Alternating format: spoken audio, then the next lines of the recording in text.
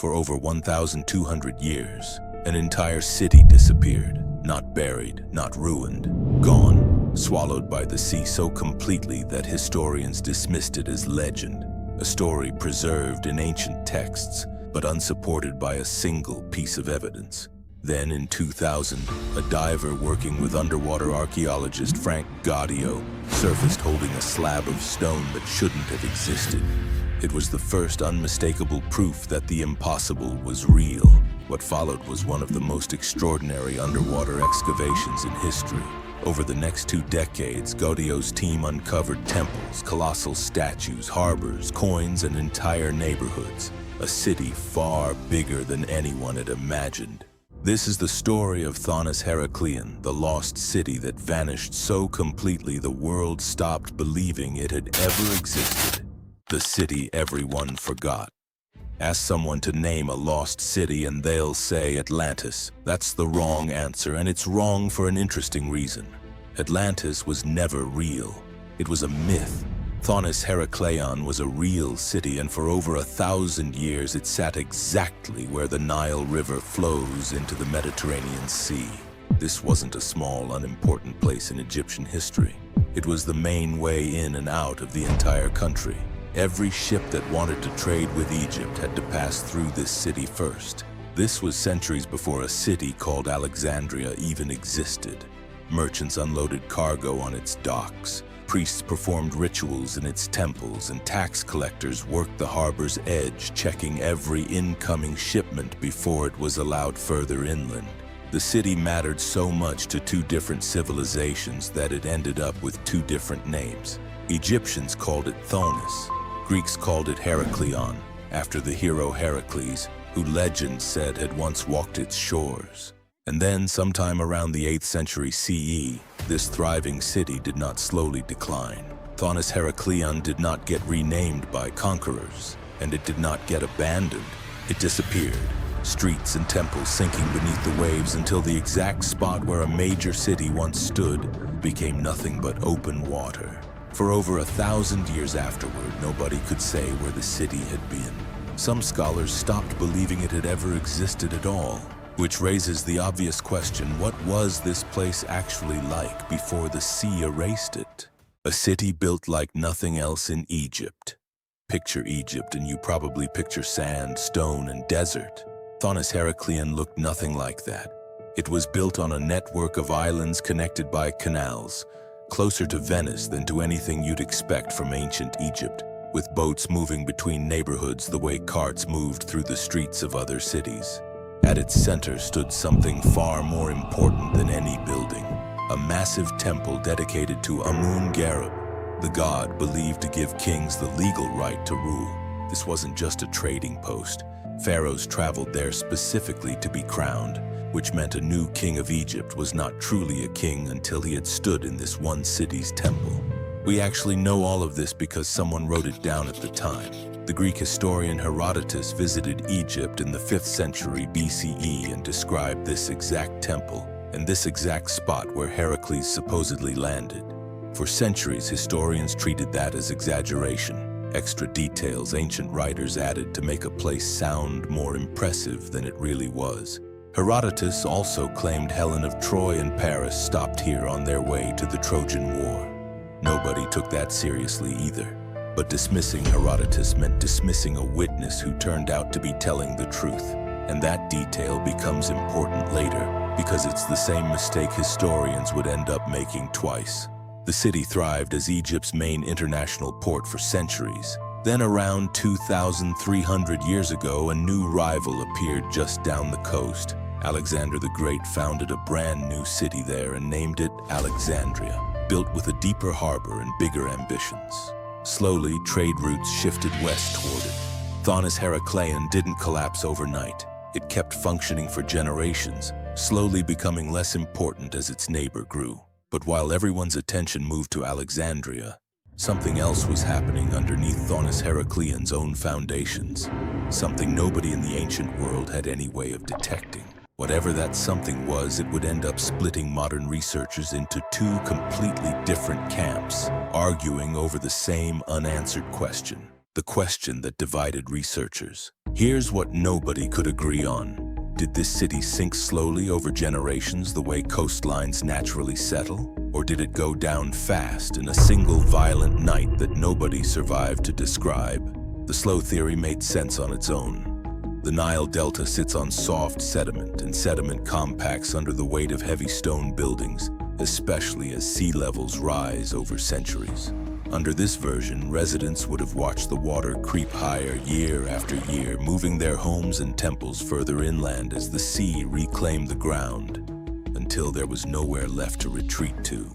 But a second theory told a very different story, and it started with something called liquefaction, a process where saturated sandy soil suddenly loses its solid structure and starts behaving like a liquid, usually triggered by a powerful earthquake. Under this version, the ground didn't slowly give way. It gave way all at once, dropping entire neighborhoods into the seabed within minutes. Egypt sits near an active seismic zone, and the eastern Mediterranean has a well-documented history of earthquakes and tsunamis strong enough to devastate coastal cities. Both theories had support, both had holes, and neither could be proven from a library. This was a question only the seafloor itself could answer, which meant somebody actually had to find the seafloor in question. And for a very long time, nobody could. Before anyone could argue about how the city sank, somebody first had to prove it was really down there, and that search would take far longer than anyone expected. The search that took years to go nowhere. Franck Goddio had been interested in sunken history since he was a child, and by the 1990s, he was one of the only people on Earth still taking Herodotus's old descriptions seriously instead of dismissing them as myths. He studied the ancient texts closely, comparing Herodotus's descriptions against maps of the Egyptian coastline, trying to figure out where a shoreline from 2,000 years ago might now be sitting buried underwater. The search area was enormous, and the water itself worked against him. Centuries of Nile sediment had turned visibility to almost nothing. His team used marine magnetometers, instruments that detect metal and disturbances in the seabed from the surface, to scan miles of Abu Qir Bay near modern Alexandria. Years passed. Most of the scanning found nothing worth diving for. Then the instruments picked up anomalies that were worth checking. And when divers finally went down to look, they didn't find an artifact. They found a city, and that city turned out to be far bigger than one stone slab. What was actually down there? Streets, harbor walls, the bases of massive temple columns, and that first stone slab, the one covered in hieroglyphics, confirming this was Thonis, the same city Egyptians had written about, and Heracleion, the same city Greeks had described. Two names, one place, exactly as the old accounts said, buried under 20 feet of Mediterranean seawater for over 1,000 years. From there, the discoveries kept getting bigger. Divers found the remains of the great temple of Amun-Gareb still recognizable on the seabed, along with dozens of smaller shrines. They recovered a red granite statue of a pharaoh standing over 16 feet tall, paired with a matching statue of a queen, both remarkably intact despite everything they'd been through. They found more than 70 ancient shipwrecks scattered across the site, some crushed under collapsed buildings, others simply abandoned where they sank. They found gold coins, bronze trade weights, and hundreds of small votive offerings that ordinary people had thrown into the harbor as gifts to the gods. And then they found something that mattered more than any statue, a stone stele, a carved stone slab used to record official inscriptions, nearly identical to one already sitting in a museum collection. That match let researchers translate the inscriptions with certainty, confirming exactly what the temple's religious role had been. No longer a guess, but a fact pulled straight from the site itself, which brings this story back to Herodotus, and to the detail that mattered earlier. The structures divers found matched his description of where Heracles supposedly landed, in the exact location his account said they'd be.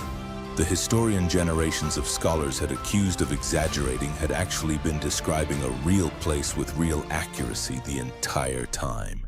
But proving the city was real and real accurate still left the original mystery unsolved. How did it actually end up down here? What the seafloor finally admitted. With the ruins confirmed, geologists could finally do what nobody had been able to do from a library: study the sediment layers directly and settle the sudden versus gradual debate with real data. The answer was that both sides had been partly right, just at different points in the city's history.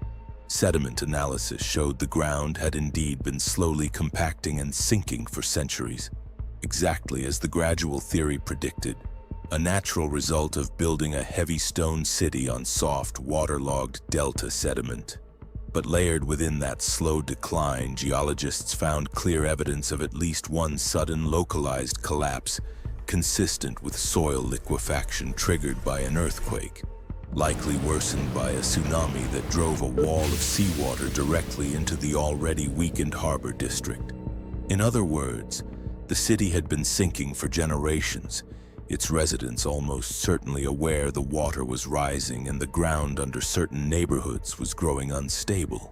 Then at some point, one specific violent night finished what centuries of slow subsidence had already started, taking the last standing sections of the city under for good. It wasn't one cause. It was both, working together, which is usually how real disasters unfold instead of the single clean explanation people tend to want. So the mystery of how the city sank was finally solved. What still didn't make sense was how a city this important could vanish from human memory almost completely. How a city this important got forgotten. Unlike Akhenaten's city at Amarna, nobody deliberately erased Thonis-Heracleion. No one chiseled its name off monuments or declared it an enemy of a new regime. The sea simply swallowed the city, and once it was gone, so were the reasons to keep talking about it. Alexandria had already taken over its trade, its religious importance, and eventually its people.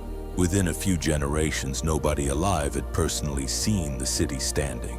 All that remained were descendants repeating stories they'd heard from parents and grandparents. The way any real place slowly turns into a legend.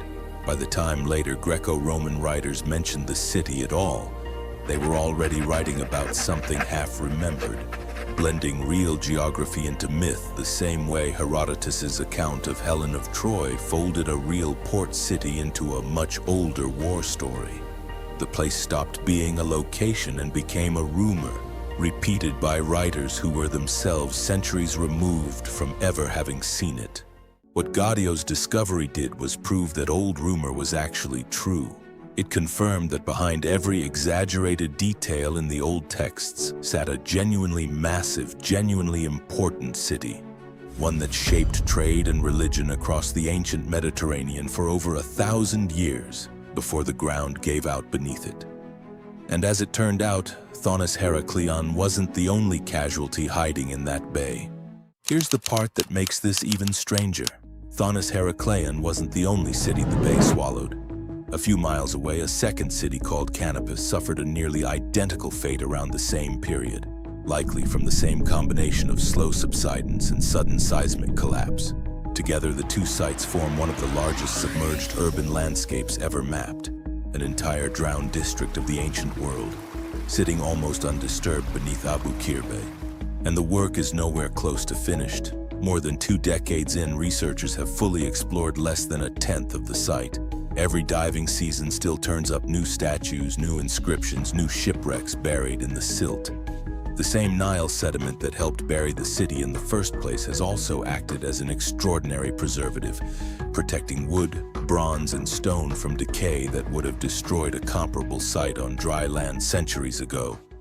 The forces that destroyed this city are the same forces that saved it, sealing it away well enough to survive completely intact for over 1,000 years, waiting for someone with a sonar scanner and enough patience to finally go looking.